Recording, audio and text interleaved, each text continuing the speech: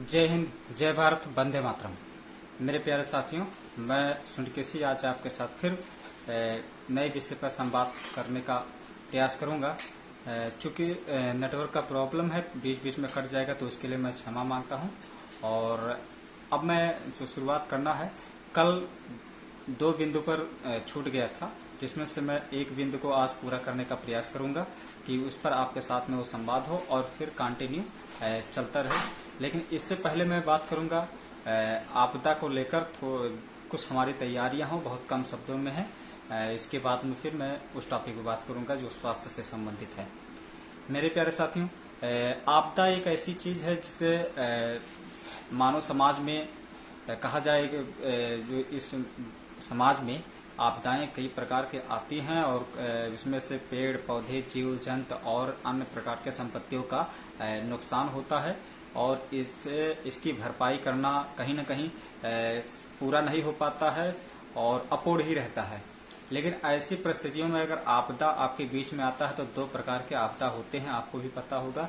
एक मानव निर्मित आपदा जो मानव के द्वारा निर्मित होता है, एक प्राकृतिक आपदा जो प्रकृति के द्वारा, यानी आप लोग कहते हैं कि ईश्वर के द्वारा जो भी है इस तरह के द्वारा घटनाएं आपदा आता है जो आपके लिए बहुत महत्वपूर्ण होता है। तो आपदा जो होते हैं, हमें कुछ आपदाओं के बारे में मैं आपके साथ चर्चा करूंगा और उससे कैसे आप निपटेंगे ये थोड़ा सा करूंगा। सबसे पहले तो मैं बात करूंगा प्राकृतिक आपदा, क्योंकि इसमें प्राकृतिक आपदा बाढ़ के रूप में आई हुई है। तो ऐसे में हमें 2-3 आपदाओं के बारे में जानने की जरूरत है कि अगर वो उससे हम ग्रसित हो रहे हैं, पीड़ित हो रहे हैं, तो हमें कैसे बचना चाहिए और साथ में अगर पहले ऐसी हमारी क्या तैयारी होनी चाहिए, इस पर लेकर हमें आपको चर्चा करने की जरूरत है। तो आपदा में देखा जाए तो प्रकृति के द्वारा जो आता है, जो प्रकृति आपदा के रूप में है, जैसे आपका जो है बाढ़ हो गया, भूकंप हो गया, भूस्खलन हो गया, तो इस तरह के देखा जाए। लेकिन अभी जो प्राकृतिक आपदा के रूप में बाढ़, आकाशीय बिजली और साथ में भूकंप आता है या भूस्खलन होता है इस तरह के, या फिर आग लग जाता है। आग तो वैसे देखा जाए तो अगर प्रकृति के द्वारा वन वगैरह में जो आता है तो वो हो जाता है, और एक जो मानव के द्वारा आग लगाया जाता है। तो हम बात करेंगे एक आग की, जो अगर आग से ग्रसित होते हैं उस पर, और एक बात करेंगे बाढ़ पे, और एक बात करेंगे भूकंप पे। यही 3 और एक बात करेंगे आकाशीय बिजली पे। तो यही 4 पे हम आपको जानने की जरूरत है और इस पर आप कोशिश कीजिए कि अपने आसपास में अगर ऐसी कोई घटनाएं घटती हैं तो आप उन लोगों को यह चीज बता दीजिए और पहले से भी तैयारी कर लीजिए। तो सबसे पहले मैं आपसे बात करूंगा बाढ़ को लेकर है, क्योंकि बाढ़ एक ऐसी चीज है कि जब अधिक से ज्यादा मात्रा में बरसात होता है तो नदियों का जल स्तर बढ़ जाता है, और खासकर जो भी तालाब हो, झील हो, सभी का जो स्तर होता है कि इतना पानी इसमें होना चाहिए, लेकिन उससे ज्यादा पानी हो जाता है और वो अपने आसपास के जो भी क्षेत्र होते हैं पसर जाते हैं, फैल जाते हैं, और वहां पर उसकी ऊंचाई मीटर, सेंटीमीटर या फीट के रूप में बढ़ता जाता है। और उसकी एक सीमा होता है कि अगर 1 फीट 2 फीट तक पानी होता है या 3 फीट तक होता है तो नॉर्मल होता है, फिर जाके आगे चल के हाई हो जाता है, तो कहीं ना कहीं आपदा का रूप धारण कर लेता है। तो जो बाढ़ आपदा जो आता है या तो अधिक वर्षा के कारण होता है, और बाकायदा देखा जाए, जैसे अभी जो हम सिद्धार्थनगर की अगर बात करें, जिस पर जैसे जो कुछ ब्लॉकों में सिद्धार्थनगर के जैसे बढ़नी हो गया, उसका हो गया, बड़पुर हो गया, डुमरियागंज हो गया, सोहरगढ़ हो गया, तो इन सब ब्लॉकों में, और यहीं बगल में सटे एक जनपद और है बलरामपुर हो गया, तो ये जो पानी जो आया हुआ है कहीं बाढ़ से छोड़ा गया है, कुछ बरसात पहाड़ी इलाका में हुआ है, तो उसके वजह से यहाँ का जलस्तर बढ़ चुका और पूरा बाढ़ का रूप धारण कर लिया है। तो हमें एक बार में कोई भी बाढ़ अगर आता है तो बाढ़ में स्वाभाविक है कि फल सब्जी जो भी होते हैं, खेती वगैरह फसल सब नष्ट हो जाते हैं। गांव वगैरह में अगर घुसता है तो जो भी खाने पीने की सामग्री होता है वो खराब हो जाता है, और जो जानवर जो होते हैं उनके खाने पीने की व्यवस्था न होने के कारण अचानक जानवर का मरना शुरू हो जाता है। और सबसे बड़ा जो समस्या होती है, बीमारियां फैलने लगती हैं। जैसे देखा जाता है बहुत सारी बीमारियां फैल जाती हैं, मलेरिया हो गया और भी इस तरह के। तो ऐसे पानी दूषित हो जाता है, वो बीमारियां फैलने का डर होता है।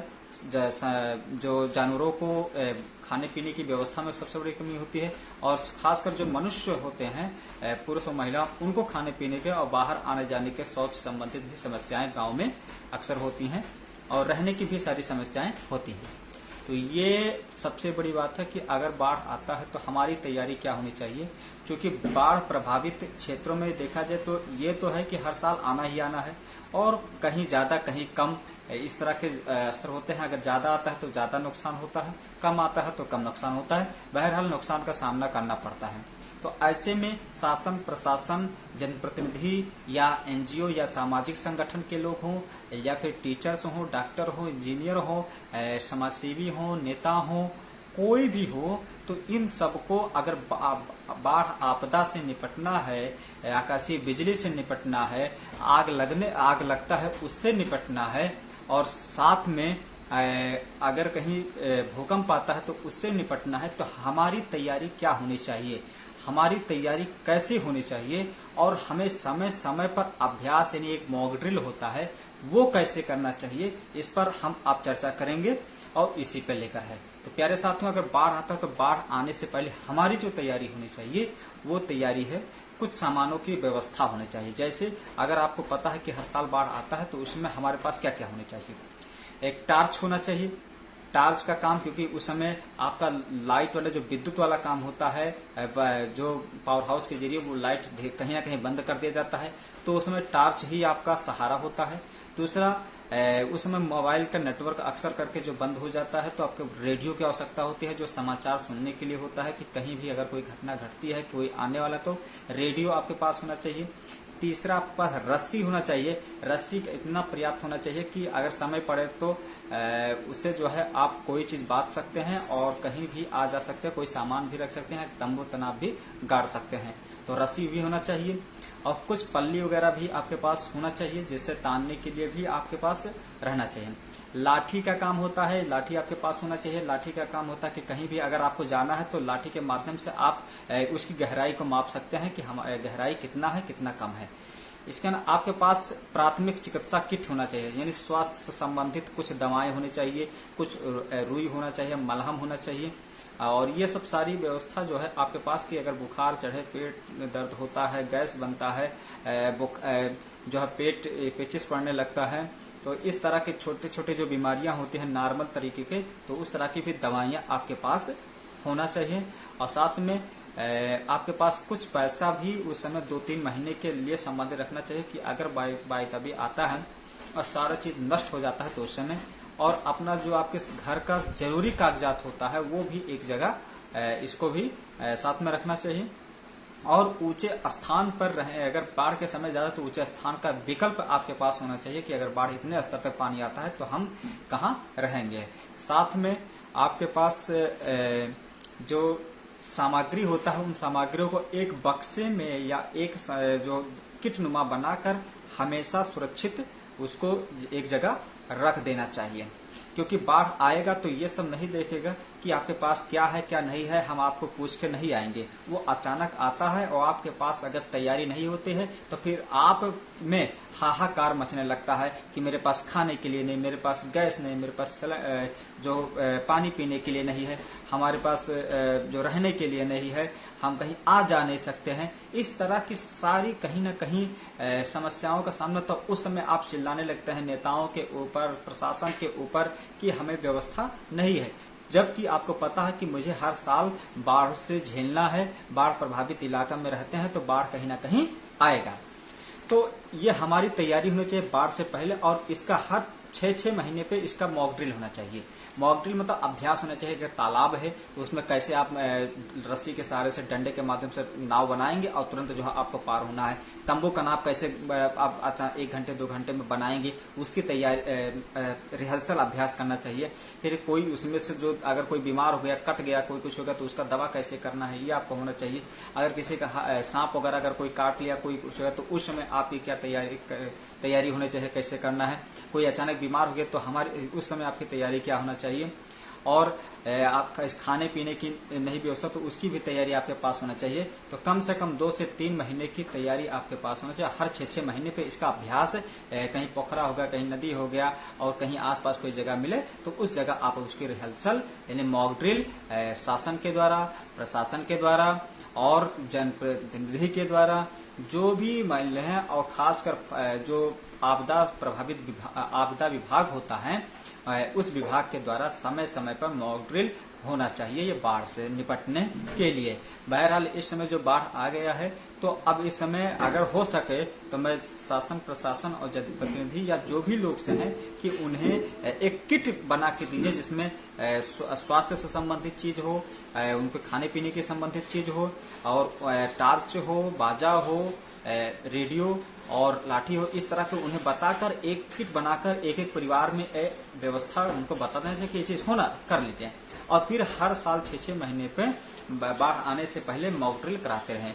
इससे कहीं ना कहीं अधिकतर खतरों की जो अक्सर करके मर जाते हैं या बीमार हो जाते हैं, बह जाते हैं, तो इस तरह की घटनाओं से कहीं ना कहीं कुछ न कुछ परसेंटेज में कमी होगी और हद तक इसमें शासन का भी सहयोग मिलेगा, प्रशासन का भी सहयोग मिलेगा और आपका जीवन भी सुरक्षित होगा। क्योंकि बाढ़ में आप ही अपने जीवन को सुरक्षित कर सकते हैं, कोई नहीं कर सकता है। तो ये तो रही बाढ़ से निपटने के लिए है। बाढ़ बहुत हर साल देखा जाता है तो कई हजार करोड़ रुपए का नुकसान होता है। इसमें सरकार का भी नुकसान होता है और आम जनता का जितना नुकसान होता है तो होता है। और सबसे बड़ा नुकसान होता है कि अपने जीवन से हाथ धो डालते हैं। अभी हाल ही में देखिए एक जो है रक्षा चालक से जा रहे परिवार बह गए बाढ़ में। तो इस तरह की हमारी जो है बाढ़ के प्रति हमारी जो तैयारी क्या होना चाहिए, ये रिहर्सल मॉक ड्रिल होना चाहिए। अब मैं बात करूंगा आग को लेकर है। अगर आग लग जाता है, खासकर किचन की मैं बात करता हूं और कहीं ऑफिस वगैरह में लग जाता है, तो आग लगने के लिए 3 कारण की बहुत आवश्यकता होती है। अगर 3 चीज है तो आग लगेगा, नहीं है तो अगर तीनों में से कोई एक चीज नहीं है तो आग नहीं लगेगा है। आग से संबंधित है कि आग एक ऐसा चीज है कि जो है उससे लोग झुलस जाते हैं, मर जाते हैं, जान मान धन के हर तरह का नुकसान होता है। तो ये 3 चीज क्या होता है, एक होता है ज्वलनशील पदार्थ है। अगर आपके घर में कोई ज्वलनशील पदार्थ नहीं, जलने वाला पदार्थ है, जैसे पेट्रोल हो गया, मिट्टी का तेल हो गया, माचिस हो गया और कोई ऐसा इलेक्ट्रॉनिक कोई वस्तु जहां पर करंट आ गया, तो ये ज्वलनशील पदार्थ हैं। तो पहला चीज तो ज्वलनशील पदार्थ अगर आपके पास है। तो दूसरा कि टेम्परेचर यानी तापमान, यानी अगर जहां ज्वलनशील पदार्थ है वहीं अगर टेम्परेचर मिल जाता है, तापमान अधिक हो जाता है, 100 डिग्री सेल्सियस से ऊपर भी हो जाता है, तो वो हो जाता है दूसरा। तीसरा आपके पास होना ऑक्सीजन होना, यानी ऑक्सीजन सबको पता है कि जो वातावरण है, वायुमंडल है, हवा में ऑक्सीजन बहुत पर्याप्त होता है। तो अगर ये 3 चीज है, ऑक्सीजन, ज्वलनशील पदार्थ है जैसे मिट्टी का तेल हो गया, पेट्रोल हो गया, माचिस हो गया और कोई ज्वलनशील पदार्थ हो गया और गैस हो गया, एलपीजी गैस यानी जो रसोई घर में होता है, तो और अगला होता है ऑक्सीजन। ऑक्सीजन जो हवा, तो आपके पास देखिए हवा तो पूरे वातावरण में है, किचन में हर जगह है। ज्वलनशील पदार्थ कहीं अगर आपके पास आ गया, कहीं रखा हुआ है तो ज्वलनशील पदार्थ, और दूसरा टेम्परेचर। तो अगर तीनों जैसे ही मिलते हैं तो आग लग जाएगा है। और आग जब लग जाता है तो उस समय लोग बहुत ज्यादा दहशत में हो जाते हैं और इतने दहशत में होते हैं कि आप चिल्लाने लगते हैं, शोर मचाने लगते हैं, भागने लगते हैं, कूदने लगते हैं। तो जितना कि आग प्रभावित नहीं करेगा, जबकि मन से डर में आने की वजह से प्रभावित लोग हो जाते हैं और अपने आप को नुकसान पहुंचा देते हैं। जैसे आग लग गया तुरंत कूदने लगते हैं, भागने लगते हैं, इस तरह का है। तो ये सारी गलतियां जो है उस समय हो जाता है। ऐसे देखा जाए खासकर विद्यालय वगैरह में बहुत ज्यादा होता है। तो अभी तो मैं बात कर रहा हूँ किचन से संबंधित अगर है तो आग लग जाए तो सबसे पहले तो आप चिल्लाना बंद कर दीजिए, चिल्लाइए मत और जब बहुत कोशिश कीजिए कि आप शांत हैं। देखिए जो फट जाता है, कहते हैं कि सिलेंडर फट गया, ये हो गया, तो सिलेंडर फटने का एक ही कारण होता है कि अगर सिलेंडर सीधा खड़ा है, आग लगा तो फटेगा नहीं, लेकिन सिलेंडर जैसे ही गिर गया या उसे कोई गिरा दिया तो फट जाएगा सिलेंडर है। यानी खड़ा है, निकल रहा है, आराम से वो निकलेगा। आसपास में अगर कोई पदार्थ है, कोई जलने वाला चीज है तो उसे आप हटा दीजिए, कोशिश कीजिए, बाकी वो निकलेगा तो नुकसान नहीं पहुंचाएगा, जब तक कि गिरे ना, फटेगा नहीं। तो ये फट नहीं सकता है जब तक कि वो गिरेगा नहीं सिलेंडर। और सिलेंडर में जब आग लगता है तो आपको बता देते हैं, देखिए सिलेंडर में आपके पास ज्वलनशील पदार्थ एलपीजी गैस हो गया, रसोई घर में। दूसरा आपके पास वो जो तापमान होते, माचिस कहीं है, कोई कुछ है, बहुत ज्यादा टेम्परेचर हो गया, ये हो गया। तीसरा आपके आसपास में जो वातावरण में ऑक्सीजन है, तीनों जैसे मिल जाएंगे आग लग जाएगा। और आग लगेगा तो महिलाएं होती हैं या और भी कोई लोग चिल्लाने लगते हैं, बहुत ज्यादा शोर करते हैं और उसमें भागने लगते हैं, कूदने लगते हैं। छत में है, छत से भी कूद जाते हैं, तो उससे ज्यादा टूट जाता है, कहीं हाथ पैर तोड़ लेते हैं, कहीं कुछ कर लेते हैं। तो आग के समय हमें सावधानी क्या बरतनी है कि सिलेंडर में आग लग गया है तो उस समय हमारी जो तैयारी होनी चाहिए, और इससे पहले आप समय समय पर मॉक ड्रिल होना चाहिए, अभ्यास होना चाहिए। घर के सभी सदस्यों का, छोटे बड़े सबको अभ्यास कराना चाहिए और आसपास जो शासन प्रशासन के भी द्वारा समय समय पर गांव में भी इसका अभ्यास कराना चाहिए। 2-2, 3-3 महीने, 4-4 महीने पे है। तो इस पे अभ्यास क्या कराएंगे है, आग लग जाता है तो आग में जैसे हमने बताया कि ऑक्सीजन और ज्वलनशील पदार्थ और तापमान, तीनों में से अगर आपको आग लग गया तो तीनों में से कोई एक कनेक्शन काटना पड़ेगा, यानी तीनों में से कोई एक चीज को अलग करना पड़ेगा। जैसे ऑक्सीजन, तो ऑक्सीजन को तो आप अलग कर नहीं सकते हैं क्योंकि ऑक्सीजन चारों तरफ से पूरा वायुमंडल में बढ़ा। तापमान आपके पास जो है तापमान भी बहुत उस समय बढ़ जाता है, तभी आग लगता है, और ज्वलनशील पदार्थ। लेकिन तीनों में से अलग करने के लिए क्या करना पड़ेगा, हमें ऐसे चीज का प्रयोग करना होगा जिससे आग को कनेक्शन तीनों में से तोड़ना है, यानी तीनों में से एक को अलग कर देना है। तो जब एक को अलग करेंगे तो अपने आप दो बुझ जाएगा है। तो कैसे अब काम करना है, अक्सर करके आग जब लग जाता है गांव में, घर में, कहीं भी अस्पतालों में, तो लोग क्या करते हैं, पानी फेंक देते हैं बहुत ज्यादा। तो पानी में भी ऑक्सीजन होता है तो वो भी स्वाभाविक ही आग लगेगा है। आग लग जाए तो उसमें पानी कोशिश कीजिए कि मत फेंकिए, या किसी भी व्यक्ति के या किसी भी मनुष्य के या महिलाओं को या किसी को अगर आग लगा लेती है या आग लग जाते हैं तो उस समय कोशिश करिएगा पानी मत फेंकिए। पानी फेंकेंगे सबसे बड़ा खतरनाक है, क्योंकि ऑक्सीजन उसमें ज्यादा होता है और ज्यादा जो जला देता है, जलन सबसे ज्यादा होता है। उस समय आपके पास कोई कपड़ा हो, कोई धोती हो, कोई कंबल हो, कोई कुछ हो, उससे आप मारिए, पीटिए, उससे लपेटिए, उससे आप बुझाने का प्रयास करेंगे। तो ये ध्यान में रखना है कि आग लग गया तो पानी नहीं फेंकना है। और हमें ऑक्सीजन की कटिंग करना है तो ऑक्सीजन को कैसे कम करेंगे हैं, आपको अगर आपके पास फायर डिपार्टमेंट का नंबर है तो आप फोन कर देंगे है, और फायर डिपार्टमेंट का तब तक आएंगे तो आग तो बढ़ जाएगा है। तो उस समय हमें क्या करना होगा कि अपने घर में, अपने आसपास में कहीं पर भी हो तो आपके पास या तो अग्निशमन यंत्र आपके पास हो, ये होना चाहिए। कोशिश करें तो हर घर में एक अग्निशमन यंत्र होना चाहिए, और सरकार से मैं यही कहता हूँ कि सिलेंडर दिए तो अग्निशमन यंत्र को भी दे देना चाहिए। तो अग्निशमन यंत्र आपके पास होना चाहिए। दूसरा, अग्निशमन यंत्र तो समझते हैं जो फायर डिपार्टमेंट के लोग आते हैं, इतना बड़ा बॉटल होता है, कोई बड़ा सा टैंकर होता है, उसमें से कुछ गैस निकलते हैं, वही आपका अग्निशमन यंत्र है। तो अग्निशमन यंत्र में आग होना चाहिए। और आग लगता है तो किन कारणों से लगा है, क्योंकि उसमें आग भी कई प्रकार का, जैसे ए प्रकार का होता है, बी प्रकार का होता है, सी प्रकार का होता है, तीनों प्रकार के आग होते हैं। आग में जैसे ही आग लगेगा तो आग लगने के समय आपको ध्यान देना है कि हमें जो है ऑक्सीजन को काटना है। तो ऑक्सीजन को काटने के लिए क्या करेंगे, हमें ऐसा चीज का प्रयोग करना है कि जो उसमें होता है CO2 एक गैस होता है, वो CO2 अगर हम लोग करते हैं, जो अक्सर करके सिलेंडर में प्रयोग, जो फायर डिपार्टमेंट के लोग जो अग्निशमन यंत्र देते हैं तो उसमें होता है, उस CO2 को जैसे ही आप मारते हैं तो वो बुझ जाता है। लेकिन कुछ ऐसे पदार्थ होते हैं कि अलग अलग तरीके से बुझाया जाता है, उसमें आग कैसा है ये देखना होता है। तो अक्सर करके LPG गैस सिलेंडर में, रसोई घर में आग लगता है, ये तो स्वाभाविक है। तो उस समय हमें क्या ध्यान देना है कि जो हमें ऑक्सीजन को कम करने के लिए आपके घर में अगर अग्निशमन यंत्र नहीं है, फायर डिपार्टमेंट का नंबर नहीं है, तो उस समय आपके पास दो विकल्प होना चाहिए। आपके घर में, रसोई घर में एक जूट का बोरा होना चाहिए। जूट का बोरा यानी जो धान गेहूं का जो बोरा आता है जूट वाला, वही बोरा आपके पास होना चाहिए। और दूसरा, आपके पास बाल्टी ऐसा होना चाहिए कि जो सिलेंडर होता है, मान लीजिए सिलेंडर है, सिलेंडर तो यहाँ है नहीं तो हम दिखा देते हैं वैसे करके। सिलेंडर अगर आपके पास है, ठीक है, तो सिलेंडर के साइज के अनुसार जो गोला होता है रेगुलेटर के नीचे, उतने बड़ा का बाल्टी आपका ऐसा होना चाहिए कि उतना ही जैसे आप ऊपर से लाएं तो पूरा पेदी में बैठ जाए, यानी उसके जो है गोल चक्र में बैठ जाए।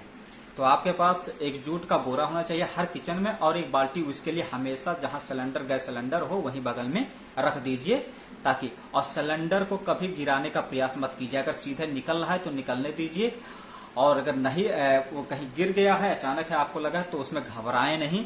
उस समय जूट के बोरे को भिगो दीजिए। जूट का बोरा को भिगो देंगे तो उससे क्या होगा, हल्का पूरा गदगद नहीं एकदम भिगोना है, बहुत नॉर्मल जैसे होता है ना, छप छप की तरह हो जाए कि मतलब जो है एक वजन टाइप का लग जाए। तो जूट का बोरा को भिगो दीजिए बाकायदे से।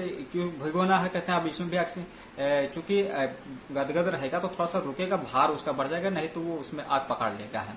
तो उसमें क्या करें, गदगद भिगो कर, और जहां आग लगा हुआ है उसके मुख पर अगर पाइप में लग गया है तो पाइप पर, अगर पाइप नहीं लगा है रेगुलेटर में लग गया है, जहां सिलेंडर होता है गोला वाला वहां लग गया है तो वहां पर भी है। आपको क्या करना है कि उस जूट के बोर से छप से मारना है इतना तेज कि आधा मिनट तक उसी पर रखना है, 20 सेकंड 25 सेकंड जितना भी, जब तक कि बुझ ना जाए। अगर एक बार में नहीं बुझ रहा है दोबारा फिर उसी पे ऐसे खींच के मारेंगे है, फिर उसी पे जो है बोरा थोड़ा सा 2-3 मोड़ लेंगे है, एक परत 2 परत में जो भी है उस जूट के बोरे को, और उसी पे मारेंगे है। 25 सेकंड 30 सेकंड आधा मिनट आप लोग रोक लीजिए है, फिर उसके बाद में आप उसी पे मारेंगे है। तो इस तरह का आप जब उस पे मारते हैं तो वो बुझ जाएगा, क्योंकि उसमें ऑक्सीजन जो है वो निकल जाएगा। ऑक्सीजन से और जो दोनों पदार्थ हैं, जैसे आपका एलपीजी गैस, रसोई वाला गैस, और जो तापमान होता है उसमें से ऑक्सीजन हट जाएगा, पतली परत बना लेता है और गैस सिलेंडर बुझ जाएगा। रसोई घर गैस का है तो रसोई गैस का जैसे सिलेंडर, अब मान लीजिए अगर जूट के बोरे से रसोई गैस का सिलेंडर नहीं बुझा तो उस समय आपके पास दूसरा विकल्प जो बता रहा हूँ, बाल्टी, प्लास्टिक का बाल्टी आपके पास होना चाहिए। और प्लास्टिक का बाल्टी इतना बड़ा साइज हो कि जो सिलेंडर होता उसके बराबर वो साइज में बैठ जाए। जैसे मान लीजिए ये हमारा सिलेंडर है, ये सिलेंडर है और इस सिलेंडर में ये इतना साइज है, देखिए जैसे नाखून जो दिखाई दे रहा है ये मान लीजिए साइज है, तो हमारा जो बाल्टी होना चाहिए ये ऐसे आके इस पे बैठ जाए नाखून के बराबर, यानी ऐसे बाल्टी आके बैठ जाए तो ये आपका हो जाएगा। अब मान लीजिए उसमें प्लास्टिक को बाल्टी को लीजिए और जोर से ले जाकर इसी को मार दीजिए। कितना तेज से मारिए कि 15-20 सेकंड 25 सेकंड 30 सेकंड के बाद वो गैस बुझ जाएगा, बंद हो जाएगा है, क्योंकि ऑक्सीजन तब नहीं मिलेगा। और जूट के बोरे से भी अगर आप करेंगे तो जैसे जूट का बोरा है यहाँ आग लगा हुआ तो जूट के बोरे को ऐसे मारेंगे है, तो जब जूट के बोरे को ऐसे मारेंगे तब भी बुझ जाएगा है। तो ये आग से बचने के लिए मैं बता दिया हूँ कि आपके पास जूट का बोरा होना चाहिए, बाल्टी होना चाहिए, खासकर महिलाओं के लिए, खासकर रसोई घर में जो है उनके लिए सबसे बढ़िया है। और कहीं भी कोई भी संस्थान हो, कोई भी विद्यालय हो, कहीं भी हर जगह के लिए उपयोगी है। तो और बाकी तो अग्निशमन यंत्र आपके पास चाहिए, फायर डिपार्टमेंट का नंबर भी आपके पास होना चाहिए और फायर डिपार्टमेंट को बता दीजिए। तब तक के लिए आप शांतिपूर्वक ये काम करें, लेकिन ध्यान रहे पानी नहीं मारना है और सिलेंडर को पलटना नहीं है, इतने ध्यान में रखिएगा, ठीक है। अब मैं बात करूंगा आकाशीय बिजली पर है। आकाशीय बिजली का भी सिद्धार्थनगर में 2-3 घटनाएं घटी हैं जो बिजली गिरा और मर गए, जैसे भय से मर गए, कुछ मनुष्य में भी मर गए, कुछ परिवार में कुछ लड़कियां बैठी थी उस पर भी गिरने से मर गई। क्योंकि हमारी जो तैयारी होता है, आकाशीय बिजली कब आता है किसी को पता नहीं होता है, लेकिन आकाशीय बिजली जब आता है या गिरता है या गिरने वाली होती है तो उस समय हमारे आसपास कुछ घटनाएं घटती हैं जो हमें आभास होता है, लेकिन अगर पहले से हमें पता हो तब वो समझ में आएगा। कैसा होता है, जब कहीं आकाशीय बिजली गिरने वाली है और आकाशीय बिजली गिरेगा तो जहां सबसे पहले जो मनुष्य का शरीर होता है, अगर कोई जीव है तो उसके भी, और मनुष्य है तो उसके भी, तो बाल जो शरीर होता है, शरीर का ये जो बाल होता है, रोम जिसको बोलते हैं, ये खड़ा हो जाएगा एकदम, मतलब तन जाएगा है। क्योंकि अब इसका सीधा एग्जांपल आप देख सकते हैं, क्योंकि किरण ही है एक प्रकार का, एक किरण ही है जो करंट आता है, जो आकाशीय बिजली, आप टेलीविजन के सामने अपने हाथ को ले जाकर रखेंगे तो पूरा बाल खड़ा हो जाता है, क्योंकि जो किरणें आती हैं वो खड़ा कर देती हैं। तो ऐसे ही जब आकाशीय बिजली जब गिरने वाले तो आपके शरीर का जो बाल होता है वो खड़ा हो जाएगा और थोड़ा सा बादल का जो वातावरण होता है वो चेंजेस, बदलाव आएंगे, जैसे बारिश का मौसम टाइप का इस तरह का आता है। और बिजली जब गिरता है तो 10 करोड़ से ज्यादा वोल्ट का करंट उत्पन्न होता है, बहुत ज्यादा होता है, खतरनाक, इसे तत्काल मर जाते हैं। तो उस समय जैसे ही बिजली गिरने वाली थी आपके शरीर के आसपास में, और ये 5-6 मीटर की दूरी पर रहेगा, 5-6 मीटर पर दूरी पर अगर गिरने वाला है या आपके बगल में गिरने वाला है तो आपके शरीर में यह आभास हो जाएगा, आपके शरीर का बाल या किसी भी जीव जंतु का बाल वो खड़ा हो जाएगा है। और उस समय अगर गिरने वाली है और आपके शरीर के बाल जो है ये है खड़ा हो गया, तो समझ जाइए कि हमारे पास कहीं आकाशीय बिजली गिरने वाली है और कहीं हमारे ऊपर भी गिरने। अब सवाल है, आकाशीय बिजली गिरेगी किस पे है, क्योंकि ये गिरता किस पे है, जो सबसे ज्यादा ऊंचा होगा, कोई भी ऊंचा स्थान उसे मिल जाएगा, चाहे पोल मिल जाए, चाहे पानी मिल जाए, चाहे पौधा मिल जाए, और चाहे मनुष्य मिल जाए, चाहे जीव मिल जाए, चाहे कोई भी चीज मिलेगा। ऊपर से अगर गिर रहा है, उसके नीचे सामने कोई भी अगर ऊंचा स्थान आ गया, चाहे पेड़ हो, पोल हो, कोई सुचालक चीज का हो, लोहा लक्कड़ हो, तो वहीं पर जाके वो गिरेगा और सीधे जाके अंदर गिरेगा। इतना तेज वेग से गिरता है कि बचने का चांस नहीं होता है, फट ही जाते हैं।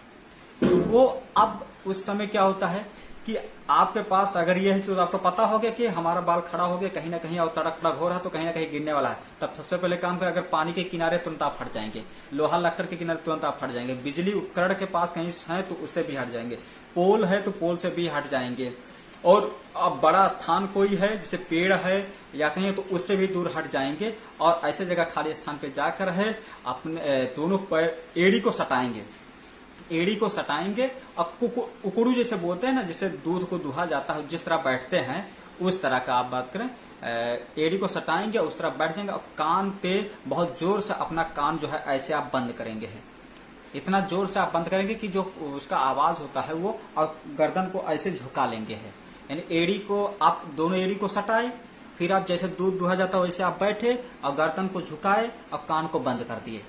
और कोशिश करेंगे कि अगर मजबूत कोई छत वाला स्थान मिल जाए तो आप वहां चले जाइए। अगर आपके पास कोई है मजबूत छत वाला स्थान है तो वहां आप चले जाइए। उसके लिए अगर नहीं मिल रहा है चांस, नहीं समय मिल रहा है, तो उस समय आप झुकाए, क्योंकि वो सीधे गिरता है, सीधा स्थान देखता है, पेड़ हो कुछ भी हो सीधा ढूंढेगा और उसी समय जाके वो गिरेगा और उसे खत्म कर देगा। तो ये आकाशीय बिजली से बचने के लिए भी उपाय हैं। पानी से आप दूर हट जाएंगे, जो इलेक्ट्रॉनिक वस्तु है उससे भी दूर हट जाएंगे, लोहा लकड़ उससे भी दूर हट जाएंगे, और कोई ऊंचा स्थान है उससे भी दूर हट जाएंगे, कोई मजबूत है छत है उसके नीचे आप चले जाने का प्रयास करेंगे तो ठीक है। नहीं मिल रहा है समय तो आप ऐसे ही कान पे जो बताए हैं एड़ी को सटा के ये बैठ जाएंगे हैं। तो ये आकाशीय बिजली के बारे में बता दिए, बाढ़ के बारे में बता दिए, आग के बारे में बता दिए।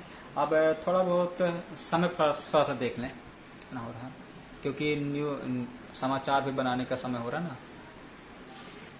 8:44 हो गया। भूकंप वाला बता दें 5 मिनट, ठीक है, क्योंकि जो है समय उसके बाद फिर जो है न्यूज भी बनाना है ना। चलिए, भूकंप एक ऐसा चीज होता है कि जब भूकंप आने वाली होती है तो पूरे से जो होता है पृथ्वी होता है, मकान का कहीं भी वो हिलने लगता है, कंपन होता है एक प्रकार का बहुत तीव्र वेग से। तो अगर भूकंप आ जाता है तो हमारी तैयारी क्या होनी चाहिए भूकंप से पहले? तो ये थोड़ा सा बहुत बड़ा है, लेकिन है कि चलिए इसके बारे में कल बात करेंगे, क्योंकि थोड़ा सा इसमें बताना पड़ेगा, प्रैक्टिकल वगैरह है करना है। क्योंकि वैसा ऑलरेडी यही जान लीजिए कि भूकंप अगर आता है तो कहीं भी आप हिलने डुलने लगा है तो इतना ध्यान में रखिए कि जहां भी हो तुरंत आप बैठ जाइए, और कोई बैठकर कोई मेज हो, कोई चौकी हो, कोई कुछ हो तो उसके नीचे जो है बैठकर और उसे मजबूत के साथ में पकड़ लीजिए। है ये थोड़ा सा देखना है, झुकना है, क्या करना है, झुकना है। अब मजबूत नीचे कोई टेबल हो, कोई कुछ हो, उसके नीचे आप बैठ जाइए और जब तक कि भूकंप समाप्त ना हो जाए। और कोशिश कीजिए कि अगर घर गिरने वाला है तो उसे बाहर निकल जाइए। है बाहर निकलकर आप बाहर कहीं भी जाकर आप नहीं कर पा रहे तो आप लेट जाइए और या बैठ जाइए। है कोई मजबूत स्थान पकड़कर उसे पकड़ लीजिए बहुत जोर से। है और अगर मान लीजिए कमरे में है, नहीं भागने का चांस मिल रहा है, नहीं टेबल है, ना ही मेज है, नहीं कुछ है, तो जो दीवार का जो कोना होता है ना, जैसे 2 दीवार ऐसे होते हैं और 2 दीवार के बीच में जो कोना होता है उस कोने पे जाके आप अपने कान को बहुत अच्छे तरीके से बंद कर, सर को ऐसे बचा के, सर पे कोई बैग हो, कोई कुछ हो, कोई कंबल हो, कोई तकिया हो, कुछ हो, वो ऐसे रख कर आप बैठ जाएंगे, तब कोने पे बैठ जाएंगे। तो उस समय जो अगर दीवार वाल गिरता भी है तो गिरेगा, कोने का नहीं गिरता है, अक्सर करके ये होता है। वैसे तो भाई रेयर केस में अब क्या है, अगर भूकंप तेज है तो सब कुछ ध्वस्त हो जाता है, लेकिन ऐसे करके कुछ हद तक हम लोग अपने सुरक्षा कर सकते हैं। और बाकी भूकंप के लिए इसका प्रैक्टिकल कराया जाता है, बहुत ऐसे आग के लिए भी प्रैक्टिकल कराया जाता है, रिहर्सल होता है, आकाशीय बिजली के भी रिहर्सल होता है, और बाढ़ के लिए भी रिहर्सल होता है, मॉक ड्रिल जिसे बोला जाता है। तो ये समय समय पर शासन, प्रशासन, जनप्रतिनिधि, एनजीओ और जितने भी सामाजिक संगठन के लोग हैं, नेता हैं, युवा हों, सबको ये समय समय पर इसके बारे में जानकारी लेकर हर जगह देना चाहिए, बताना चाहिए, समझाना चाहिए, इस पर एक कार्यक्रम करना चाहिए। कि आगे से आगे तब क्या करेंगे, कि फायर डिपार्टमेंट के लोग तो कितना पूरा जिला देखना होता है, आपदा प्रभावित वाले को पूरा जिला देखना होता है। तो आपकी हमारी जो सामाजिक संगठन के लोग हैं, युवा लोग हैं, नेता लोग हैं, जनप्रतिनिधि लोग हैं, उनको एक ऐसा करना चाहिए कि ग्राम स्तर पर हर 3-3 महीने पे इसका एक रिहर्सल होना चाहिए, मॉक ड्रिल होना चाहिए हर चीज पे। तो इससे कहीं ना कहीं आपदाओं में कमी आएगी, बहुत ज्यादा जो उससे जनमान की हानि होगा वो कमी आ जाएगी, क्योंकि आपदा तो कोई रोक नहीं सकता है। तो मेरे प्यारे साथियों, वैसे तो विषय था स्वास्थ्य पे बात करने के, लेकिन है कि अब ये भी एक जरूरी था, जो कि बाढ़ वगैरह ज्यादा था, तो इस पे लोगों को सोचा कि मैं ये बात करूं। अब मैं इस पे काम भी किया हूं, मैं क्यों फालतू नहीं बता रहा हूं, ये भी जान लीजिए, क्योंकि मैं एक मास्टर ट्रेनर भी हूं। आप उत्तर प्रदेश आपदा प्रबंधन जो है, उत्तर प्रदेश सरकार के एक कार्यक्रम चलता है विद्यालय सुरक्षा कार्यक्रम को लेकर है, तो उसमें मैं मास्टर ट्रेनर हूँ, और विद्यालय में जो इंटर कॉलेज हो या कहीं भी हो, उसमें मैं ट्रेनिंग देने का काम करता हूँ। तो ये मैं पूरी प्रैक्टिकल के साथ में बता रहा हूँ। अब यहाँ तो है नहीं, तो मैं आपको प्रैक्टिकल करके दिखाता, ठीक है। तो बहुत बहुत हमारे साथ में जुड़े अर्जुन पासवान भैया नमस्ते, आप बहुत बड़े सुनील भैया भी नमस्ते, सुनील भी नमस्ते भैया, शौकत अली जी को भी नमस्कार, युवा समाज सेवी राहुल जी भी, आपको बहुत बहुत धन्यवाद। तो आप सब मित्रों ने जो आप समय दिया, इसके लिए मैं बहुत बहुत धन्यवाद देता हूं। और हमारा एक चैनल है विश्व सेवा संघ करके, जिसमें जो सामाजिक कार्य और जो एनजीओ जो न्यूज वगैरह होता है मैं उस पर बनाता हूं, जो हमारा विचार होता है और जो हम काम करते हैं वो भी है, तो उसे आप उसे देखिए और उसे शेयर भी कीजिए, सब्सक्राइब भी कराइए और कमेंट भी कराइए, और जो भी लगे कि आपको जानकारी लेना है, देना है, तो आप उसी के जरिए आप जो हमसे जुड़ सकते हैं, सीधा है। तो बहुत बहुत धन्यवाद। जय हिंद, जय भारत, वंदे मातरम, शुभरात्रि।